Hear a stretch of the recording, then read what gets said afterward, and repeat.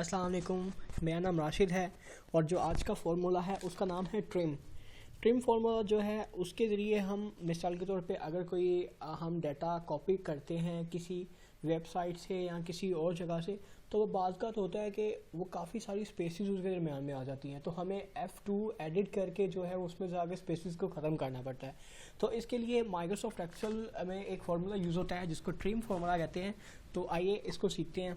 मिसाल के तौर पे आप यहाँ पे देख रहे हैं, ये B15 के अंदर यहाँ पे आप देखें B15 के अंदर लिखा हुआ है total after tax and this is. तो इसके अंदर जो है वो स्पेसेस हैं काफ़ी सारी। तो मैं अब आपको बताऊंगा कि किस तरह से आप ये स्पेसेस ख़त्म कर सकते हैं। अब मैंने यहाँ पे किया इज़ इक्वल टू, ठीक है, TRIM ट्रिम और पैरेंथेसिस को स्टार्ट किया और जिस बॉक्स में लिखा हुआ है उसको मैंने जस्ट सेलेक्ट कर लेना है, ठीक है। सेलेक्ट करने के बाद मैं इसको यहाँ पे इंटर कर दूंगा, तो आप देख सकते हैं कि total after tax and this is, ये जो है इसकी स्पेसेस जो हैं वो ख़त्म हो गई हैं। तो उसके बाद मैं क्या करूँगा, मैं इसको करूँगा कॉपी, ठीक है। कॉपी करने के बाद यहाँ पे राइट क्लिक करके पेस्ट स्पेशल में जाके और जस्ट मैं यहाँ पे वैल्यूज़ पे क्लिक करके इसको ओके कर दूँगा। तो ये फार्मूला भी अब यहाँ से ख़त्म हो जाएगा और मैं टेक्स्ट जो है वो एज इट इज़ प्रिंट करवा दूँगा।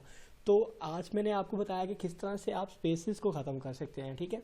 और अब आपने क्या करना है, अब आपने मुझे यूट्यूब पे जाके फॉलो करना है माई ट्यूटोरियल पे, और उसके अलावा facebook.com/mytutorial, www.twitter.com/mytutorial245।